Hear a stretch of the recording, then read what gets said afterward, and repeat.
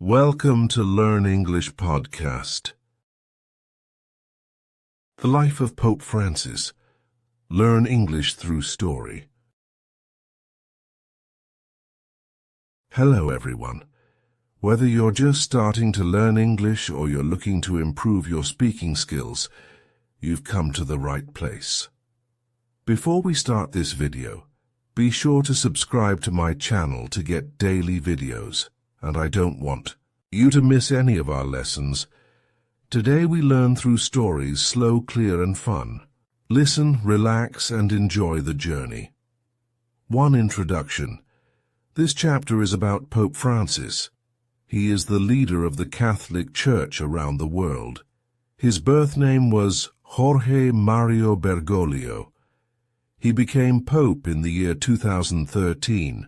Pope Francis is special for several reasons. He was born in Buenos Aires, the capital city of Argentina, in 1936.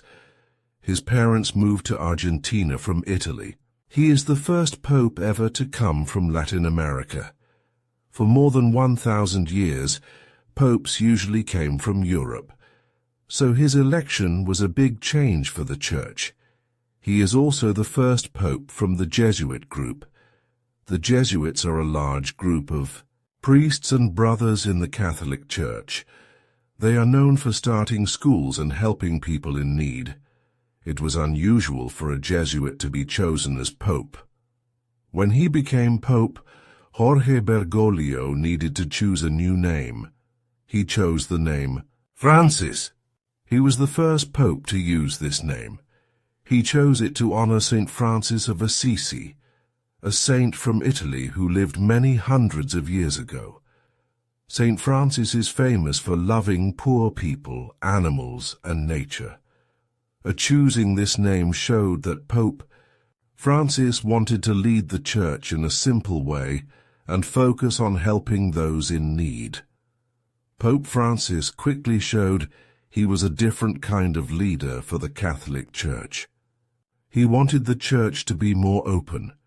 He asked priests and bishops to be kind and understanding. He said the Church should welcome everyone. This includes people who sometimes felt pushed away, like people who got divorced and married again. He wanted the Church to show God's love and help. He also started to make changes inside the Vatican, the central place of the Church in Rome. He tried to fix problems with how the Vatican managed its money. He gave women more important jobs than they had before. A very important part of his work is caring for poor people. He often talks about the difficulties faced by people who have very little money or power. He speaks about the need to help refugees, people forced to leave their countries because of war or danger. Pope Francis also talks often about important world problems. He wrote about taking care of our planet, the Earth. He asks leaders to stop wars and work for peace. He works to build better relationships between different religions, for example, between Christians and Muslims. He believes strongly in showing mercy, which means forgiveness and kindness to all people. He wants a church that helps the poorest people and looks after the world. Jorge Mario Bergoglio was born in Buenos Aires, the capital city of Argentina, on December 17, 1936. His family name shows his roots. His parents, Mario José Bergoglio and Regina Maria Savori, came to Argentina from Italy. They were migrants who moved across the ocean looking for a better future, like many Europeans at that time. Jorge grew up in the florist neighborhood of Buenos Aires. He was the oldest of 5 children, so he learned about responsibility early. Family was important to him, and his parents taught him strong values. He went to local state schools for his education. He was a normal student who enjoyed learning new things. Friends remember him loving football, especially his favorite Buenos Aires team, San Lorenzo. He also enjoyed spending time with his friends. After finishing high school, he decided to study chemistry. He received a technical diploma and worked for a few years as a chemical technician in a food laboratory. His job was to test products to make sure they were safe for people to eat. This work taught him discipline and the importance of paying attention to details. But Jorge felt something else was calling him. When he was almost 21, he felt a strong sense of purpose during a visit to church.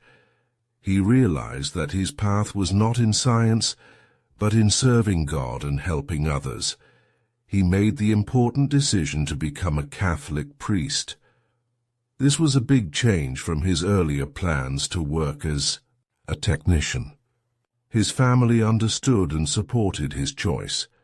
He chose a specific path within the church. He decided to join the Society of Jesus, often called the Jesuits. This religious order was started hundreds of years ago by Saint Ignatius of Loyola. Jesuits are known around the world for their dedication to education, helping the poor, and working in difficult places. Joining the Jesuits meant many years of study, prayer, and spiritual training. Jorge entered the Jesuit seminary in March 1958, ready to begin this new journey. His time as a young student was interrupted by a serious health problem. When he was 21 years old, he suffered a severe lung infection. It was very dangerous and doctors had to operate quickly. They removed a part of his right lung to save his life. This illness left him with less breathing capacity for the rest of his life. It was a difficult experience for a young man, however, it did not stop him from following his calling. He recovered slowly and showed great determination to continue his religious studies. These early experiences in Argentina, his family's journey, his education, his work, his spiritual calling and overcoming illness, shaped the young man who would dedicate his life to serving the church and people in need. Working for the church after deciding to serve God, Jorge Bergoglio studied for many years. Then he became a priest in 1969. He was part of a special group in the Catholic Church called the Jesuits. Jesuits are known for their long studies, their work in education, and helping others around the world. As a young Jesuit priest, Father Bergoglio worked hard in Argentina. He did different jobs for the church. For some years he was a teacher in Jesuit schools. He taught subjects like literature and psychology to students. People said he was a good teacher. He also continued his own studies in religion and philosophy. Later he became an important leader for the Jesuits in Argentina. He was chosen as the provincial superior. This was a big job for a man who was still quite young, only 36 years old. He was responsible for all the Jesuit priests and their work across the country. He led the Jesuits during a very hard time in Argentina's history. The country had serious political problems and violence in the 1970s. It was known as the Dirty War. Leading a religious group during this period was difficult and sometimes dangerous. Father Bergoglio had to make careful choices to protect his priests and their work. After his time leading the Jesuits, he continued working quietly for the church. Then, in 1992, Pope John Paul II chose him to be a bishop in Buenos Aires. A bishop helps lead the church in a large area. A few years later, he became the Archbishop of Buenos Aires. This meant he was the main leader of the Catholic Church in Argentina's capital city, the city where he grew up. In 2001, Pope John Paul II made him a cardinal. Cardinals are important. Leaders who advise the Pope and elect a new Pope. As Archbishop and Cardinal, many people knew him because he cared deeply about poor people. Buenos Aires is a big city with many poor areas. Cardinal Bergoglio spent a lot of time visiting these areas and talking to people who had little money. He listened to their problems and tried to help. He lived very simply himself. He chose not to live in the large archbishop's house. Instead, he lived in a small, simple apartment. He often cooked his own meals. He usually traveled around the big city using public buses and the subway, just like ordinary people. He wanted the church in Buenos Aires to be close to everyone, especially those who were poor or forgotten. He became famous in Argentina as a humble leader who truly cared for the poor. 4. The new Pope. In February 2013, something unusual happened. Pope Benedict XVI decided to stop being the Pope. This was a big surprise because popes usually lead the Catholic Church until they die. Pope Benedict said he was too old and not strong enough to do the job well, so the Church needed to choose a new leader. Cardinals are important leaders in the Catholic Church. They came to Rome from countries all around the world. Their job was to choose the next pope. They met together inside a special place in the Vatican called the Sistine Chapel. This meeting is called a conclave. The cardinals stayed inside, away from the world. They prayed and talked. Then they started to vote. They voted several times each day. People outside waited and watched the chimney. Black smoke meant no pope was chosen yet. White smoke meant a new pope was elected. For 2 days the smoke was black. People waited. Then on the evening of March 13th, 2013, white smoke finally came out of the chimney. Bells started to ring. A very large crowd waited in St. Peter's Square. Soon a cardinal came out onto the balcony. He announced the name of the new pope, Jorge Mario Bergoglio from Argentina. Many people were very surprised. Cardinal Bergoglio was not one of the names most people expected to hear. It was the first time in the Church's long history, almost 2,000 years, that a pope came from Latin America. It was also the first time a pope was from the Jesuit group of priests. This made his election a very special moment. Cardinal Bergoglio needed to choose a new name for himself as pope. He chose the name Francis. He was the first pope to choose this name. He chose it because of St. Francis of Assisi. St. Francis lived many hundreds of years ago. He was known for helping poor people and loving animals and nature. Choosing this name showed that the new pope wanted to focus on helping the poor and caring for the world. Later that evening, Pope Francis came out onto the balcony of St. Peter's Basilica to greet the people.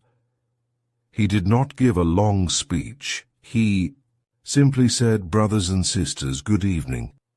He looked happy but also serious. Before he gave his first blessing as Pope, he did something different. He asked all the people in the square and everyone watching to pray for him first. This simple act showed he was a humble man. A new time for the Catholic Church was beginning. Pope Francis showed people he was a different kind of leader. He lived in a simple way. This was not usual for a pope. Popes before him lived in the big, beautiful papal palace in the Vatican. But Francis chose not to live there. He decided to live in a guest house inside the Vatican City. This place is called the Casa Santa Marta. Other priests and visitors also stay there. Francis said he wanted to live with other people, not alone in a large palace. He liked eating meals with others in the dining room. This choice showed he wanted a more normal life. His way of traveling was also simple. He did not always use the special, expensive cars that popes often used. Sometimes he traveled in a small, common car like a Ford Focus. This was another sign that he did not want to live like a king. He wanted to show humility. Humility means not thinking you are more important than others. Pope Francis showed his humility in special actions too. One famous example is the washing of feet before Easter. This is an old tradition in the Church. It remembers how Jesus washed the feet of his friends to show love and service. Usually, popes washed the feet of 12 priests inside a big church, but Pope Francis did it differently. He often went outside the Vatican walls. He visited places like prisons or centers for young people. He washed the feet of ordinary people, including women and people from other religions. One year he washed the feet of prisoners. This action showed he believed in serving everyone, especially those who are often forgotten or looked down on. He liked being close to people. When he met crowds, he often stopped to talk to individuals. He hugged children and blessed sick people. He smiled a lot and made people feel comfortable. He did not want to seem distant or too important. He wanted the church to feel like a home, open to everyone. A very important word for Pope Francis was mercy. Mercy is about showing kindness, forgiveness, and understanding. He spoke about God's mercy many times. He wanted the church to show this mercy to all people. He believed that closeness and kindness were very important parts of being a follower of Jesus. His simple life and kind actions were examples of this message.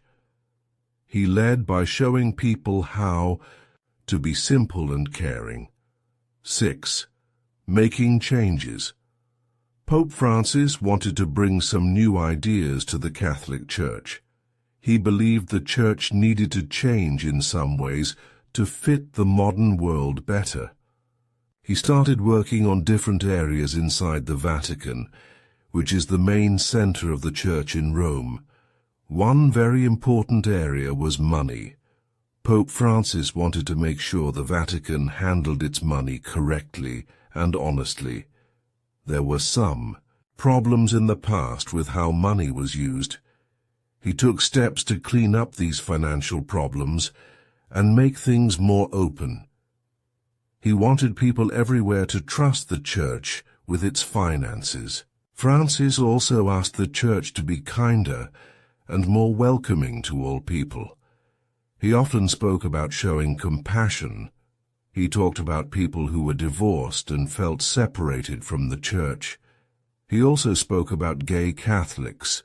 He believed the Church should show understanding and welcome everyone. He often said the Church's doors should be open for all, not closed to anyone.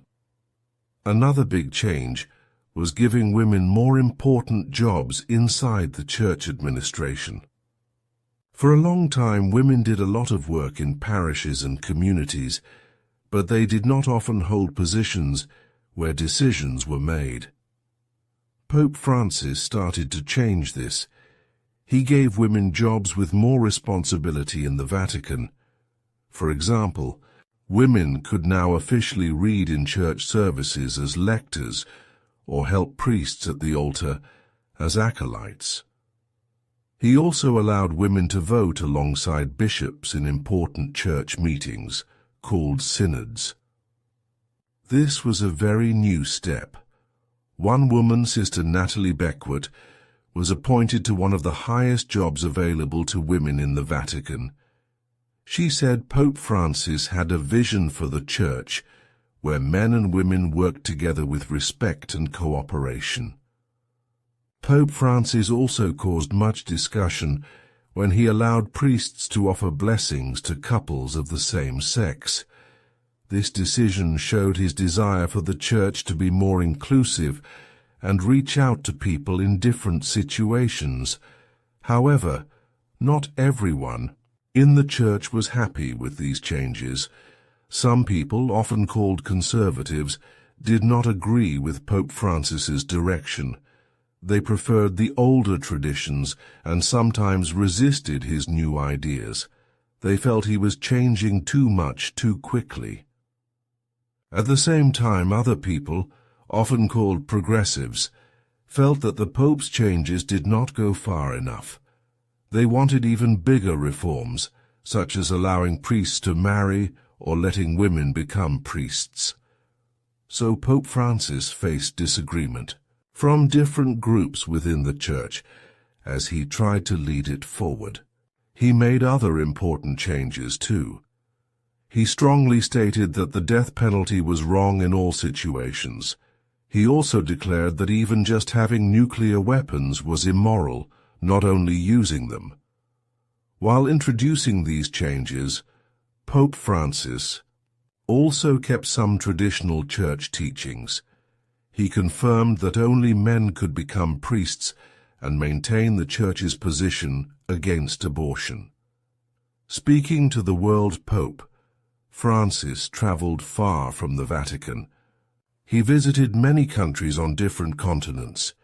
He wanted to meet people everywhere and understand their lives.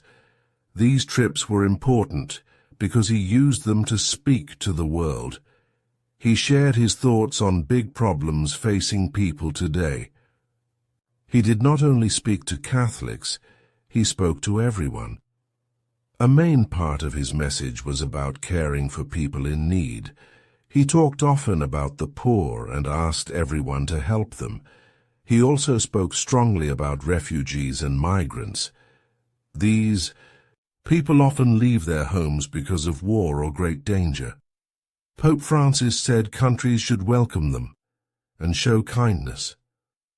He believed helping the poor and welcoming strangers were very important jobs. Pope Francis also cared deeply about our planet. He wrote a special letter about protecting the environment. In it, he explained why we must look after the earth. He warned about climate change and how it harms nature, and poor people the most. He asked leaders and all people to work together to keep the world safe and clean for the future. Building friendships between different religions was another key goal. Pope Francis worked hard to connect with leaders of other faiths, especially Muslims. He made historic visits to Muslim countries, like those in the Arabian Peninsula and Iraq. These meetings helped build understanding and respect between Christians and Muslims. He showed that people with different beliefs can be friends. Peace was a constant message from Pope Francis. He often spoke about wars and fighting around the world, for example, in Ukraine and the Middle East. He asked leaders to find peaceful solutions and stop the violence. He tried to be a peacemaker. He also spoke clearly against other things he believed were wrong. He said the death penalty should never be allowed in any situation. He also stated that having nuclear weapons is wrong, not just using them. He worked with world leaders too, making an agreement with China and meeting the leader of the Russian Orthodox Church. Through his travels, words and actions, Pope Francis spoke directly to the world about kindness, peace and care for all people and the planet. Pope Francis tried to make many changes in the Catholic Church, but not everyone agreed with him. Some people in the Church felt his changes were too much or too fast.